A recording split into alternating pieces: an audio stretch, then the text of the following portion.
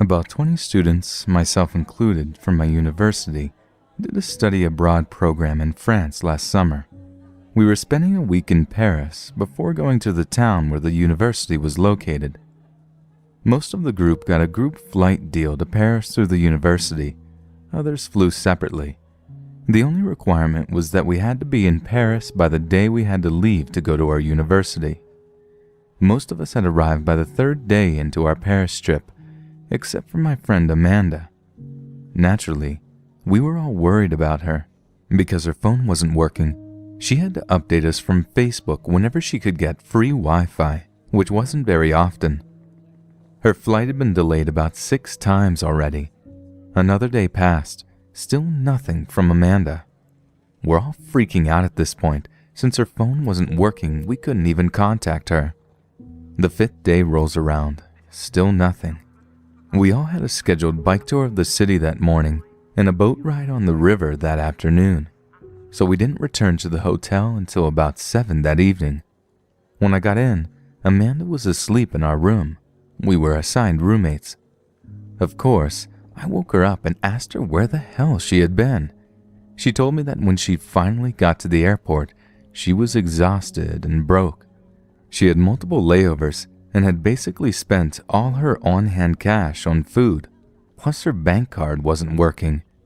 For those of you unfamiliar with Charles de Gaulle Airport, it is fucking massive.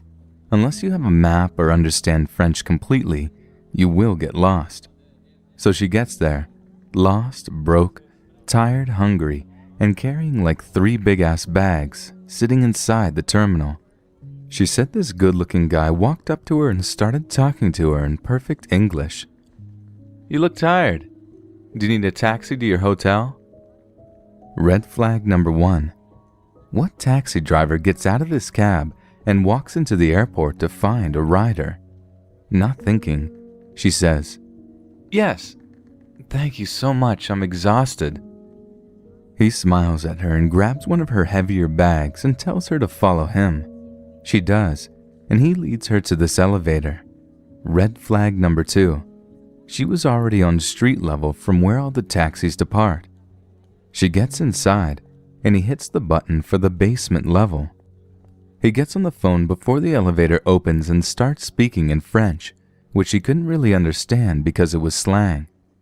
She starts freaking out though when the doors open. It was a service deck meant for employees of the airport or something, not for passenger parking or taxi pickup. It was damp and dark, and as she said, something literally out of a horror movie. The guy gets out of the elevator first and turns to her smiling. "Allons-y." "Let's go," in French. She takes a few steps and sees, in the far corner of the deck, the trunk of this green, unmarked van with no license plate open, and a huge, ugly-ass Middle Eastern guy step out of the driver's seat. At this point, she realizes she's in trouble, but she doesn't want to alert the smiling guy that she's about to get the fuck out of there. There's no one in sight, so screaming would be useless, but the lift door is still open. She quickly placed one of her bags in the middle of the lift entrance and told Smiley Guy that she needed her wallet that was in the bag that he was carrying. He looks at her sternly for a minute, but walks over to her and hands her the bag. She told me that she pushed him down onto the ground with the weight of the bag and got back onto the elevator as fast as she could. He got up and was bounding after her. She said, "Girl, I hit every goddamn button on the elevator panel." The doors closed as soon as he reached her, and she could hear him banging on them as she was going back up to street level. She got to the taxi pickup lane and started bawling. A police officer approached her. She told him what happened, and he drove her to the hotel. On the way, he told her that the men were likely linked to a sex trafficking ring and were approaching young women inside the airport who had tags on their luggage indicating they had come from the United States, assuming that American women were more trusting.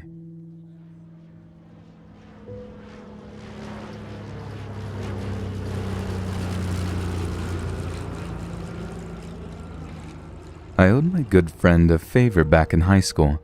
So he asked me to pick him up and his mother and little brother from the airport and drive them to their new house one weekend. They had been out of the country for several months and were in the process of moving again, so they rented this piece of shit house in the middle of a really bad neighborhood, which I suppose just served as a place to store their crap. I wait at the airport for them as their flight gets delayed for over 3 hours. Around the time they land, we pack up their bags and it's almost 4 a.m. I'm exhausted, but I have to drive them to their house about 45 minutes away, then travel another hour back home. I mentally braced myself for a long trip and drank a Red Bull to give me a jolt of energy. As I'm pulling out of the airport parking lot, a small dark blue car pulls behind us. No big deal, I barely noticed it, and it stayed a ways behind. However, I noticed after I've made several wrong turns, none of us had GPS, and they were giving me directions from memory, and corrected my course, that this car is still cruising, slowly but surely, behind us. I think to myself it's a weird coincidence, but took a mental note of it. Eventually we get closer to their neighborhood, and thus closer to a really bad part of town. We pull up to a red light, and I check my rearview mirror. 2 men. One had a bigger silhouette, and the other kept shaking his head like he was trying to get a crick out of his neck. Now they have my full attention. Why the hell are they still behind me? For some strange reason, I'm hoping that this was just a stupid coincidence and my sleep-deprived brain is causing me to become paranoid. Until they followed us into the neighborhood. No fucking way, I say loudly enough to wake my sleeping passengers. I fill them in and they shrug it off, but I'm not taking any chances. "Hold on to your butts," I tell them. We pull up to a stop sign and I suddenly gun my SUV. I begin whipping around turns, and sure enough, they are trying to keep up. I quickly and repeatedly change streets trying to evade them. Another oncoming car causes them to slam their brakes behind me, allowing me to pull ahead and lose sight of them. Once that happens, I take a few more turns to lose them. It was a big neighborhood, and pull into a random driveway and kill the engine. A minute later, the car comes roaring down the street. The whole family is on edge, now telling me to just head home. I tell them to give it a second. The car comes roaring back down the street, faster than before. I waited until I couldn't see their lights or hear their engine before I turned mine back on and continued to our destination. Many pats on the back from the family. We eventually got to their house and brought all their bags in with no hassle. They were dead tired, but I decided to stay up and watch the house until it was light to make sure that those guys hadn't somehow found my car again. I left around 8 a.m., ready to be back in my bed to sleep. I don't owe my friend any more favors.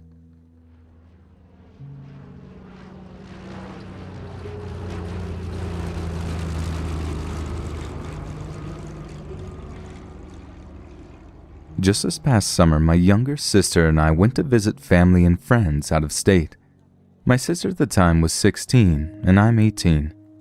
Just for some reference, my sister and I look very alike, but a lot of the time I get that she looks way older than me, like in her 20s. She's got a good 5 inches on me. Both of us are very loud and obnoxious, especially when we're together. We arrive at the local airport and my parents of course freak out and worry and then send us off. We went to our local airport, which is pretty small in comparison to the size of the city we live in.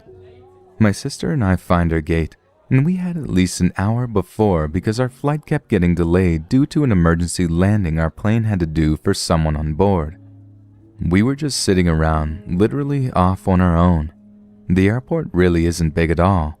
Once you get through security, you make a left to where some gates are on our right, and to where the other gates are, and they have a few shops and restaurants in between these gates. We were at the closest gate possible to where all the restaurants were located, and there had to be like 3 other gates down past us, gate B and C, and obviously we were at A. So we're sitting alone, our flight really didn't have many other people, and we were extremely early anyway, and there was like 100+ other seats, and I'm sitting on the floor charging my phone watching Netflix, and my sister is on a chair next to me doing the same. Some weird older guy just sat right across from us. Mind you, all the other fucking seats around. The dude himself reminded me of the murderer from The Lovely Bones, except way skinnier, like oddly skinny. So me and my sister are doing small chat in between watching our shows, and we keep hearing the announcements about our flight, and we're both cracking jokes and making comments like we always do, just messing around. Almost every single thing we say, this guy laughs at.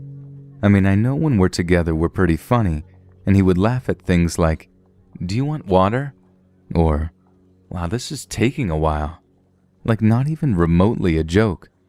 I personally am a very alert person and get paranoid easily, especially since I read these stories so often, like I'm always aware of my situation. So I kept my eye on this dude as he kept watching my sister and I, mostly my sister. I'm on the phone watching Netflix when all of a sudden my sister texts me and says, "I think this guy is taking pictures of me." I was taken aback and a little shocked. I texted back, "Are you sure?" And she said yes. That's when my full crazy sister mode went out. My sister and I are extremely close. I would give my life for her and I don't put up with any shit. Neither does she, and she was very feisty, but I could tell she was scared. As soon as I looked up to give this guy a piece of my mind, he just got up and left. He looked like he was about to shit a ton of bricks. I turned to my sister asking her what happened, and she said she was on the phone and looked up to see him with his phone tilted right at her. I said, well, maybe he wasn't taking pictures, but she said she could tell just based off the way he was acting, like a teenage girl who's trying to secretly take a picture of a cute boy or something and isn't really being discreet about it. After talking to her about it, I was angry. Who would be taking pictures of a 16-year-old girl? I got up and walked down the gates the direction the guy went in. Eventually, I saw him leaning up against the bathroom door next to the men and women's bathroom. I went into the women's bathroom trying to act inconspicuous. I shit you not. As I was entering the bathroom, I peeked at his phone screen, and my heart dropped. It was a zoomed-in picture of my sister's face. It was unmistakable. He quickly looked up to make eye contact with me, stashed his phone in his pocket, and darted into the men's bathroom. I immediately returned to my sister. I told my sister, and we immediately texted our mother, who freaked the fuck out, telling us to inform the employees there and to find a security guard. We continued to wait for him to return from the bathroom, but he didn't, so we held off from telling security. The weirdest part besides him taking pictures was when me and my sister boarded the flight. The man did not. He didn't return to our gate and wasn't even on our flight, so he was just sitting across from us taking pictures of us for literally no other reason than being a weirdo.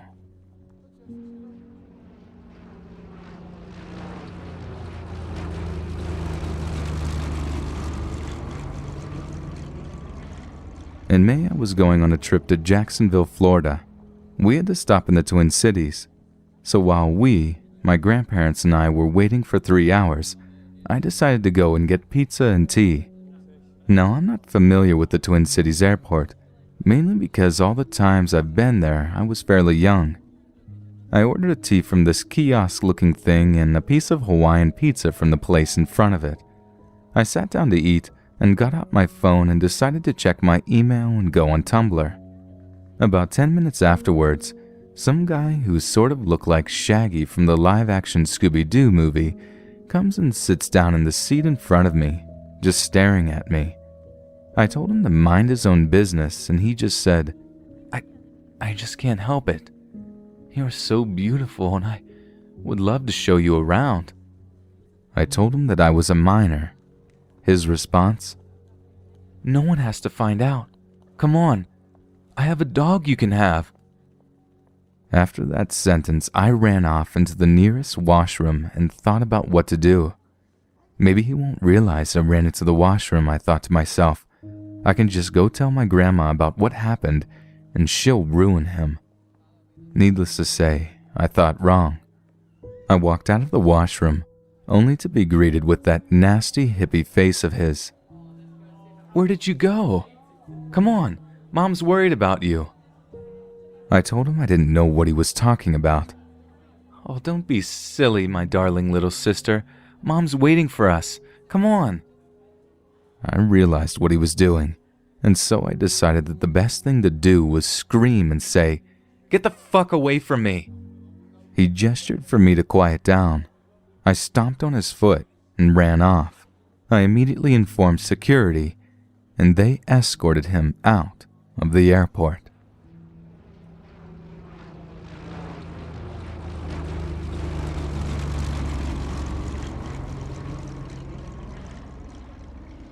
So I'm a 20-year-old male, and I flew to India last November to meet a few family members. It was my first time flying on my own to India, and despite what family would tell me, I wasn't at all worried since I can speak and understand Hindi, although quite badly. Also, I looked like I could pass for an Indian, which I thought would help me blend in.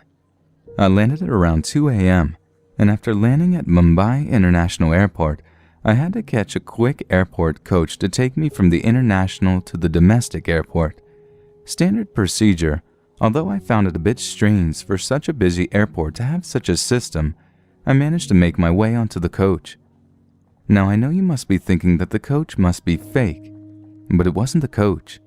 I managed to get to the domestic airport just fine, and as I was waiting to disembark, I saw some people dressed in airport gear checking people's boarding passes. So, I held my pass to show the guy, and as he looked at it, he gave a perplexed look.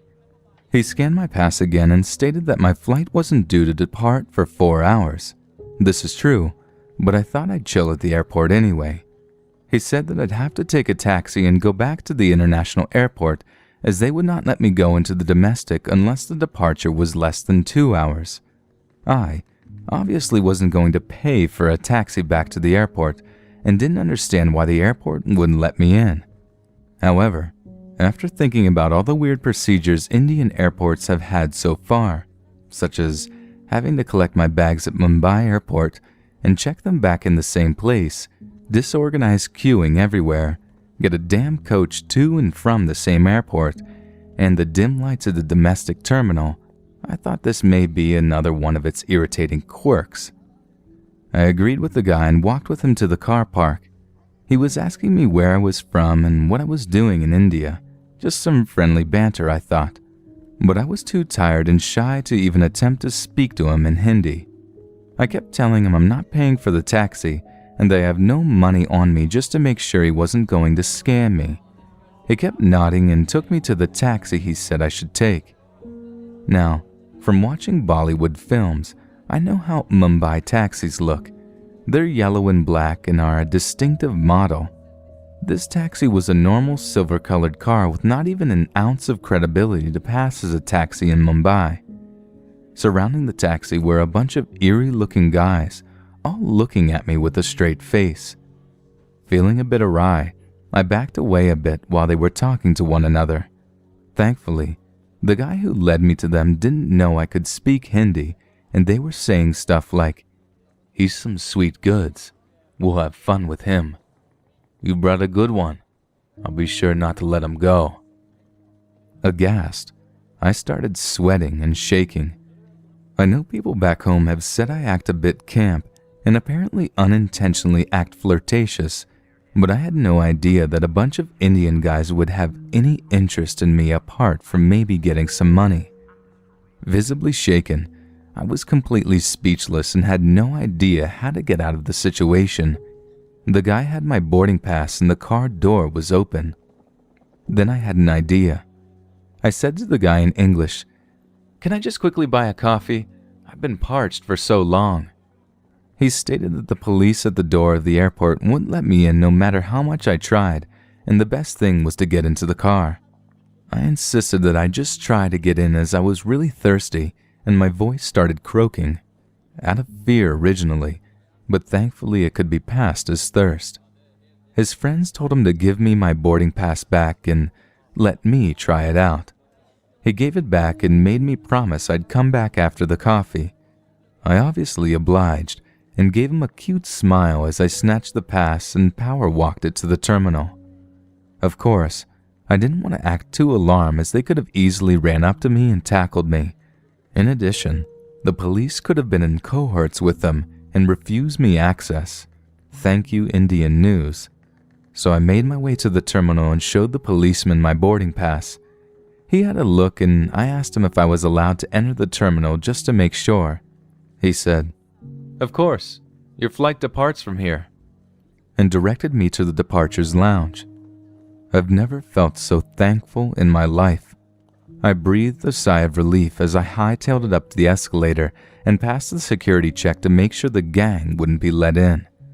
It was about 4 a.m. at this point, and all I could think of was what would have happened if I couldn't understand Hindi and went into the taxi. To this day, I shudder at the thought. My only regret is not informing the police when I was let in. I think nerves did get the better of me, and I felt distrust towards everyone. Plus, Indian police officers wouldn't have done much to help the situation. Probably would have told me to keep calm and carry on.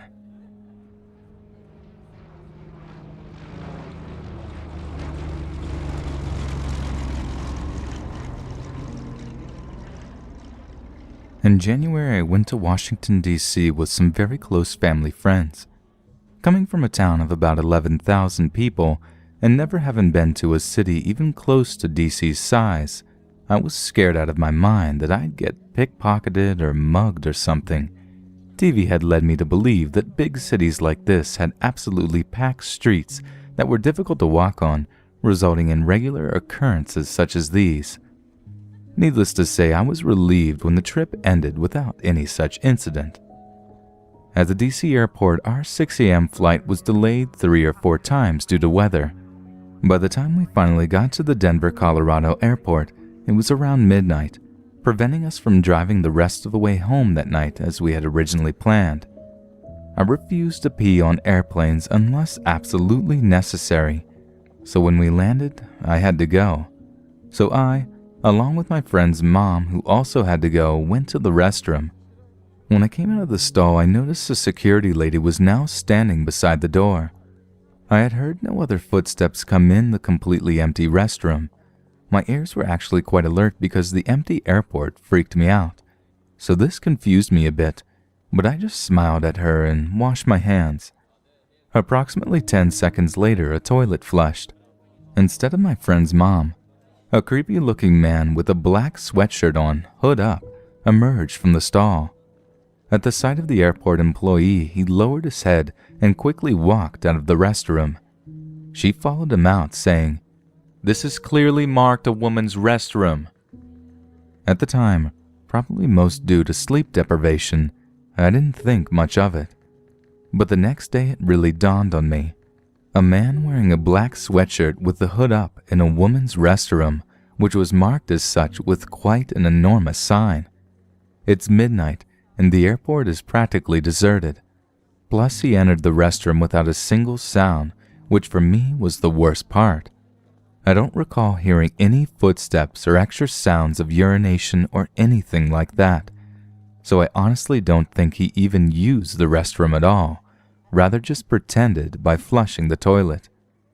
I repeatedly mentally thanked that security guard for seeing this.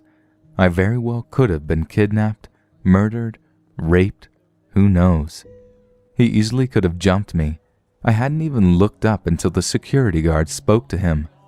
But the second I did, I got a very creepy vibe from him, and he very notably tried to avoid making eye contact.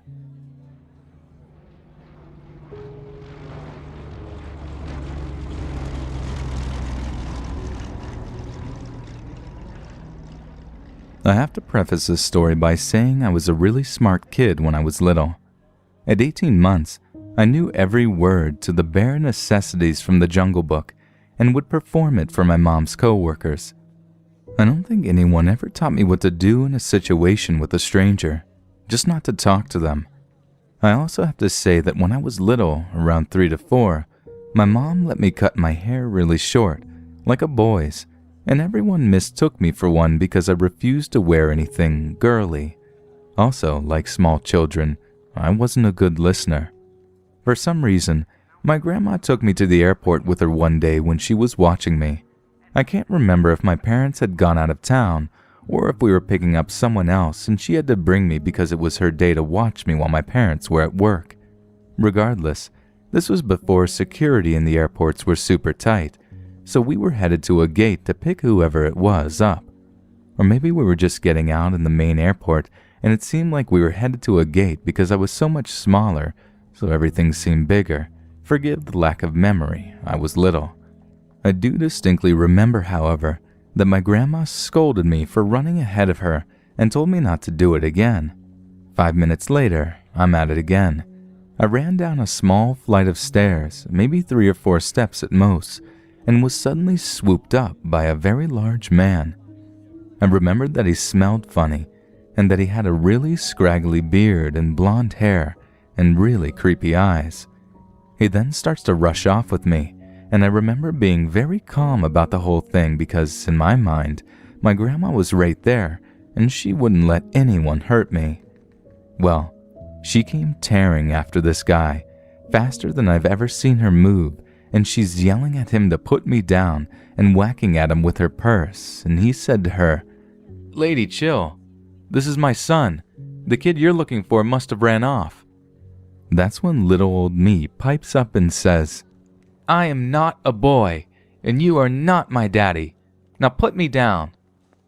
The guy looked shocked out of his mind and slightly repulsed and promptly put me down and ran off. Now, my whole family has talked this story to death. Is it possible this guy really thought I was his son? Was he just someone who made a mistake? Or was he a pedophile who thought he had scooped up a little boy? As a whole, we tend to lean toward pedophile, mostly because of his behavior. He didn't say a word to me, just picked me up and tried to hurry off. And then when it became clear I was a girl, he hightailed it out of there as fast as he could. If he was just a man who made a simple mistake, he probably would have stuck around and apologized to my grandma for frightening her, and for snatching me.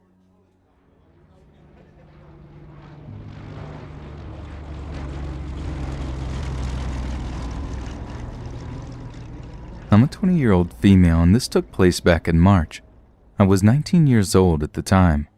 It was the end of spring break, and I was returning to Texas from California. I had just spent my vacation with my sister who lives in San Francisco. Every college kid counts down the days until spring break, and my vacation had gone rather well. However, I was slightly okay with returning to the essays and research papers because I miss my friends, my bed, and my cat, maybe not in that particular order. I was flying alone, something I don't like doing for multiple reasons, and had only one layover in Dallas. I don't like traveling alone because I've had some bad experiences, and I happen to look a lot younger than 20. Most often, people say I look 13 or 14 at the most. I've always hated this about myself, but I'm told I'll be grateful when I'm older. As of now, it's just immensely frustrating. The last time I was on a plane by myself, the attendant thought I was an unaccompanied minor named Taylor. I quickly assured her I was not the minor in question. The time before that, I was asked to move away from the emergency exit because you have to be at least 16 to sit there. Anyways, my boyfriend was picking me up from the airport and I was excited. I wore the pink members-only jacket he had bought for me and tried to look my best, which is difficult to do when traveling. When the plane arrived in Dallas, we had some really terrible weather and the turbulence was scary. But no matter, soon I would be on another flight to Houston. I took the train around to the C terminal and made my way to the gate, only to find that, due to the torrential rain and lightning, my flight had been canceled. I was crushed, but determined. I took my ticket to be exchanged for a later flight.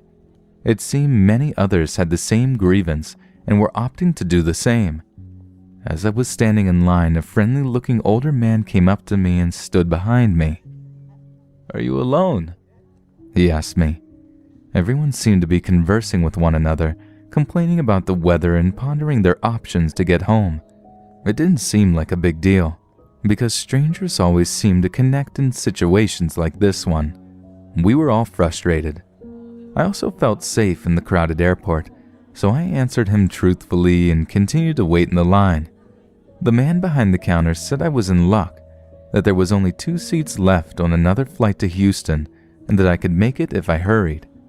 I rushed aboard the train to the A terminal to catch my new flight, and upon reaching the gate, was faced with the same situation.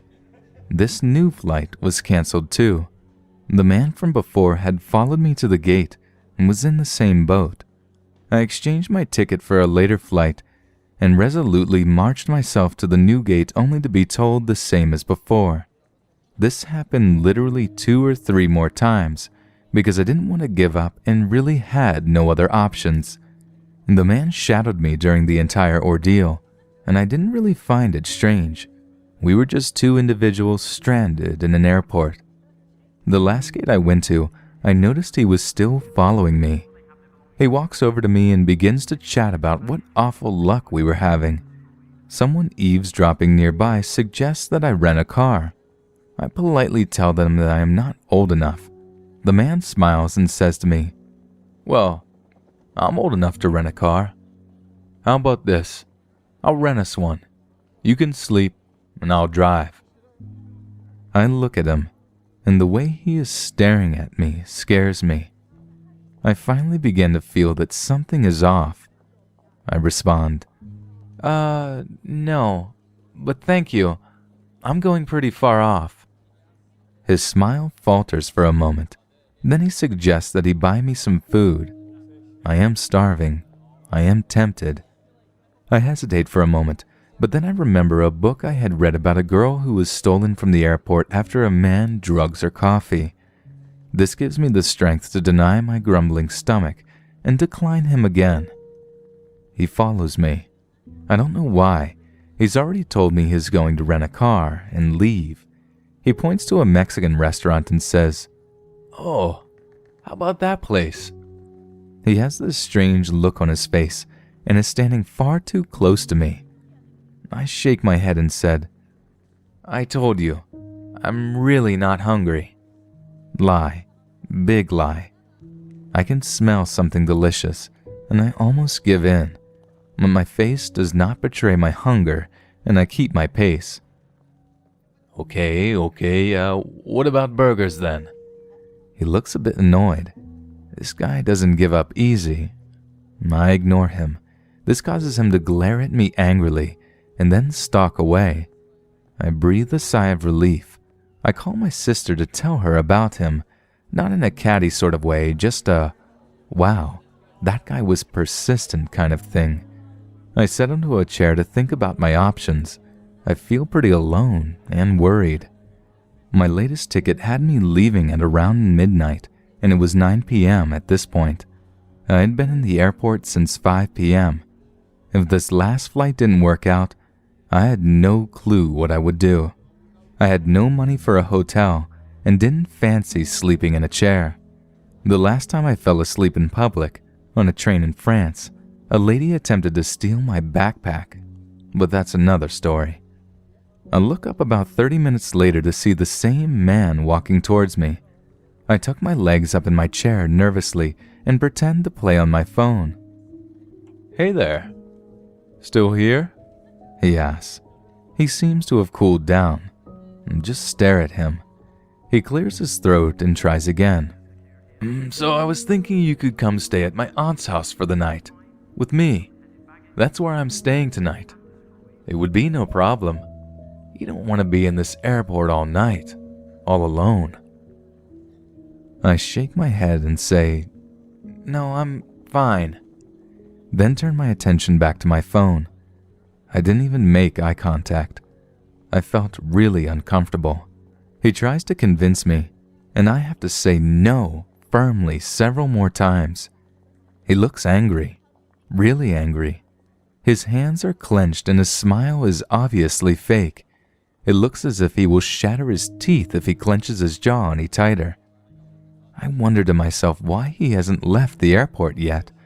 Then I noticed that his luggage is no longer with him. He was rolling it behind him, and now he isn't. Where would he have put it if he hadn't left yet? And so much time has passed. Why is he back here? As I'm thinking all of this, he is just standing there, staring. After what feels like forever, he storms off again.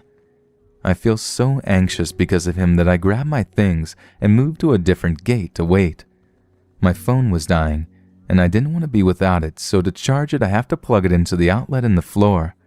I curled up in the aisle between the chairs to wait. My sister called about an hour later, and I was telling her about how creepy the dark weather looked outside, when I see him, again, walking around, glancing here and there in search of me. I hunched down even further, but my pink jacket was like a beacon. He locked eyes at me, and I looked down. My sister said to stay on the phone, so I did. "Well, there you are," he says, not even acknowledging that I am in the middle of a phone call. I continue talking to my sister. When it becomes apparent that he isn't leaving and doesn't care that I'm on the phone, I finally look up. "So you're still here? Look, you need to come with me. You can stay with me at my grandparents' tonight. They would love to have you. They don't mind me bringing you at all. Just come with me." I got chills. I don't know why, but something in his eyes told me he was lying through those shiny white teeth of his. "You said you were staying with your aunt." His face dropped. It went from cool and collected to something else. Not even anger this time, and not defeat either. Almost like amusement. Something like the cat that ate the canary. He shrugs his shoulders like, "I tried." But we both recognized that he was caught in his lie. The entire time my sister is saying, "Hello," repeatedly, but I was sort of shocked by how indifferent he was to me catching on to him. I go back to my conversation and he says, "If you change your mind," and lets the thought trail off while walking away backwards, eyes still on me. I call my boyfriend and tell him about each exchange, and he tells me to find a security guard to tell. I look around for one, but couldn't find one. It was creepy because I've never seen an airport so deserted. I end up just deciding to move again and lay down between two different aisles, out of view. A boy my age walks by and asks, "Why are you laying on the floor?" And I respond a tad aggressively with, "Because I want to." He laughs and puts his hand up, the unspoken sign for, "Whoa, take it easy." I apologize for my gruffness and tell them that a man was making me nervous. He jokingly says he'll protect me, and because he seems harmless and I mention my boyfriend, I converse with him for a while. He tells me he saw me and wondered why the blonde girl looked so sad. A little while later, I am thankful I didn't brush off the stranger because I see the man again walking around. We made eye contact, but he didn't attempt to approach me because I was no longer alone. Maybe it was just some middle-aged man trying his luck at getting a girlfriend or something, but scaring someone isn't the way to do it. Even if he meant me absolutely no harm, he was too aggressive and angry.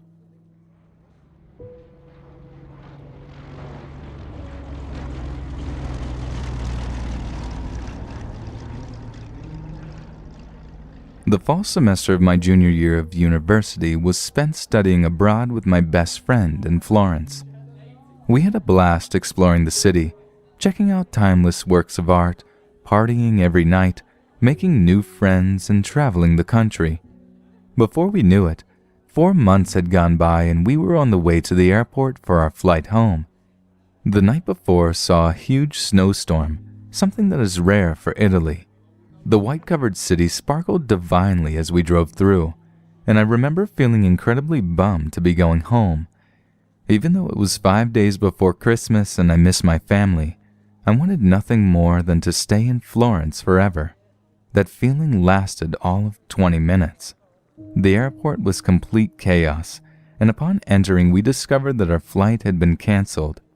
Cue the waterworks from my friend for the duration of roughly 13 hours. Yes, 7 a.m. to 8:30 p.m. We spent in line to try to get on another flight. Finally, we were given tickets for a new flight, but that flight was leaving from Rome in 3 days. Since we handed in our keys to our apartment and all of our other friends had flown home the day before, we were completely stranded. My friend was a complete wreck at this point, terrified at the idea that we might not make it back for Christmas, and was really no help in deciding what we should do. So, I decided the best course of action would be to hop on a train to Rome and spend the next couple of nights in the airport. After 7 exhausting hours on the train, we finally made it into the Rome airport and tried to find a corner to claim and bed down in for the coming 2 nights. We found a small area between a handicap ramp and the wall. The railing for the ramp created a sort of barrier, and it made a nice, seemingly safe nook for us to squeeze ourselves into. Exhausted, we pushed our luggage into the back of the nook and lay our backs against them. After making sure my friend was okay, I covered myself with my jacket and promptly fell asleep. I awoke to the feeling of a tug on my foot, and thinking that someone had accidentally kicked my shoe while passing by, I shrugged it off and snuggled deeper into my jacket. Not 3 seconds later, I hear a man whisper, "American, American." I felt the tug on my foot again. I jump to my feet and see my best friend with her jacket on and her luggage by her side standing next to a very handsome Italian man. He had salt and pepper hair and was wearing a dark suit with a champagne-colored tie. His mouth formed a dazzling smile, but his eyes weren't smiling with it. I looked at my friend quizzically, trying to figure out what was going on and why she was standing with him. Looking back at him, I noticed that he was glancing to his sides and at the guard near the exit about 40 feet from where we were standing.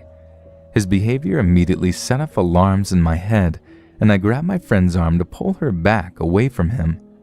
He grabbed her other arm and started talking very fast, saying that he worked for the airport and the flights out of Rome were all going to be canceled shortly, that he had a car and he could drive us to Naples and we could get a flight out of there. He said that my American friend had agreed to come with him and that I should too. "American, it is safe with me." I glared at my friend and told him in Italian that we were not interested in his offer and that we would wait for our flight.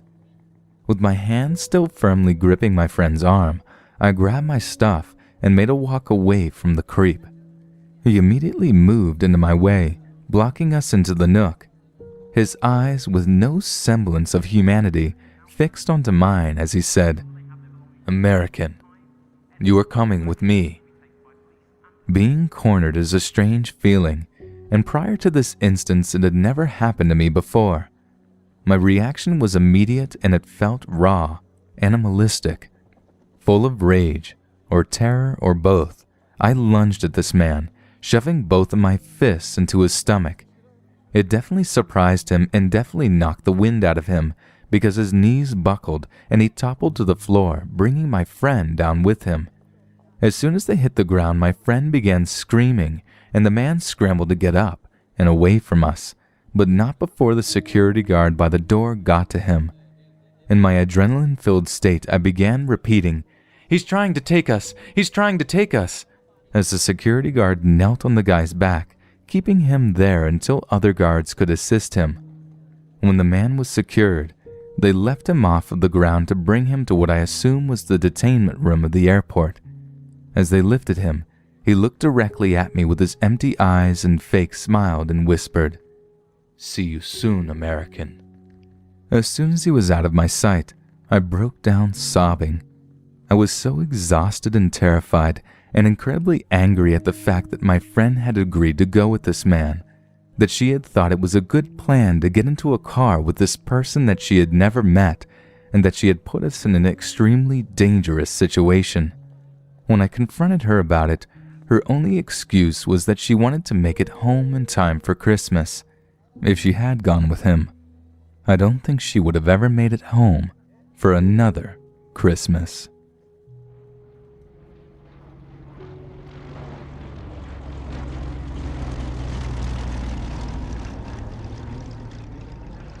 I was living in Austin, Texas at the time, but had flown out to Los Angeles for the weekend. My friends put on a yearly music festival at a biker bar out around Joshua Tree. Just a relatively small town thing compared to Coachella and the like, that is, where most of the attendees are also musicians and everyone knows each other. So we drink heavily for 3 days or so. By the end of it, you tend to need at least a week to recover. So I was flying back to Texas, wildly hungover and miserable and completely drained. I had a flight from LA to Dallas, then a quick hop to Austin from there. I was seated by the window, on the left side where there were only 2 seats. Seated in the aisle seat was a middle-aged woman, totally unremarkable, just your average Texan mom. We made polite small talk for a few minutes, but I really felt like doing nothing but curling up in a ball against the wall and passing out. So shortly after takeoff, I put in my headphones and start watching a movie on my iPod until I fell asleep. Throughout the movie, I thought I noticed her trying to look over my shoulder and watch the movie too, and then mumbling something like, "Oh great, just ignore me." This happened several times, but I convinced myself I was just misreading her. Eventually, I noticed her furiously scribbling, writing in the margins of a beat-up leather-bound book. I kept peeking over to see it, seeing that the entire book was filled with unintelligible chicken scratch in pretty much every bit of available space in the margins. I also noticed it was an Alcoholics Anonymous book. Whatever, I thought, just someone with some issues. I eventually fell asleep. Wake up, landing in Dallas. People start getting off the plane. The lady makes zero effort to start packing her things up or getting ready to go. She keeps sitting there scribbling in her book. As I said, I am wildly hungover and kind of cranky and have no patience for anything that's prolonging the time I have to spend on an airplane. It gets to our row, and it's her turn to move into the aisle, and again she doesn't move at all. The rows behind us now start to leave. I finally say, "Hey, I've got a connection to catch, so I have to get moving here," gesturing towards the aisle and standing up. She laughs, shakes her head, looks at me and goes, "Oh, no, you aren't going anywhere." I was so confused. My mind was now at its sharpest that day. I responded with, "I assure you, I am going somewhere. I'm getting off this plane now." She shook her head again and said, "But you promised me you'd never leave me." Now other people who are leaving the plane are looking at this exchange also baffled, and I make eye contact with a few people giving that "can you believe this" look before shoving my way out of the row, saying, "Nope, nope, I certainly never said that. I'm leaving now." As I edge past, she sighed and said, "Well, I guess I gotta go with you then." At which point she stands up behind me, leaving her purse and book and all her belongings on the plane, and follows me out. All through the tunnel and through the terminal and up the escalator, this woman follows at my heels, grinning like a mad woman the entire time. I'm walking fast, but she is right on my heels. I didn't say anything at first, and my mind kept saying, "Why is this happening now, of all days?" I just did not want to deal with whatever the hell breakdown this woman was having, not with the way I was feeling. Eventually getting to the waiting area for the monorail to the next terminal where my connecting flight is, and she saddles up right next to me, still grinning. At this point I say, "All right, seriously, why are you following me like this?" Her response this time, "Because I love you, and you promised me you would never be apart from me." I laughed nervously and looked around at the strangers also waiting for the train, making sure I'd loudly announced, "No, I did not promise that. I have no idea who you are." The train arrives, I get on. She obviously follows. Now she's trying to hold my hand. I'm moving around the monorail car, texting the girl I was seeing at the time about what is going on and how I'm actually kind of terrified by this woman. My phone was at 1% though, and died before I could get a response. I was actually getting severely creeped out by this woman. Her eyes were completely vacant. There was just nothing but emptiness in her stare. She didn't blink. Coupled with her unyielding grin, I was becoming sure it was only a matter of time before she snapped and proceeded to stab me or shove me down an escalator or something. She's still grabbing at my hand and following me as I shove around the tiny train car, and I announce to the other strangers, "I have no idea who this woman is. Seriously, can anyone get a hold of security or something?" But everyone responded with silence. Nobody else wanted to deal with this either. I felt like I was the crazy one now too, making random statements to a train full of strangers. We finally get to the other terminal. I near run to my gate, with her right behind me still saying things like, "You can't get away from me this time." I get to the gate and spend a moment scanning the crowd. I see a woman in what looked like a police uniform waiting and said, "Excuse me, are you security or police or... See, this lady." But she just shakes her head at me. Everyone in the crowd just does their best to ignore us. You would be amazed at how hard it is to find security or police in a damned airport these days when you really need them. Finally, I go up to the desk and shamelessly interrupt the agent standing there. Doing my best to maintain composure, I put on a half smile and explain to them, "Hi there. So this woman standing right next to me here, I have no idea who she is, and she has been following me for quite some time." Both the agents laugh. The male one makes a comment like, "Oh, long vacation, huh? Yep. Seriously, what can I help you with?" The crazy lady laughed with them, rolling her eyes at my absurd assertion that I didn't know her. I chuckled, shook my head, and said, "No, I mean it. I have no idea who this woman is." They finally saw the desperation in my eyes and the seriousness of my tone, and their smiles faded. Can we see your boarding passes?" I handed him mine. She produced hers from her pocket as I continued explaining. "She was on my previous flight. She even left her purse on that plane, all the way in the other terminal." The agents speak with themselves off to the side for a moment, while I completely ignore the woman, just swatting away at her hand as she tries to hold mine for the 100th time. The agents make a few quick hush calls and then come back over and just say, "Come with me." They immediately whisk me through the door and slam it on my pursuer, and I'm loaded onto the plane about 10 minutes before any other passenger, as a stream of staff filters by, each one offering a new apology. Eventually the rest of the passengers get on, and they all shoot me glances as they pass my row, some of sympathy, some of sheer confusion. The man who sits behind me asks, "Hey man, what was that?" I give him the brief version, and he tells me, "She had a complete and total meltdown the second you got on the plane, screaming, tearing her hair out, pounding her feet. They took her away in handcuffs.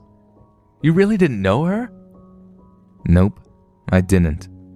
To this day, I still wonder all the time what the hell was going on with that woman. I barely even have told this story to many of my friends because it's just so unbelievable. I never received any other information about the incident, never learned who she was or why she thought I promised her anything, let alone eternal companionship and love.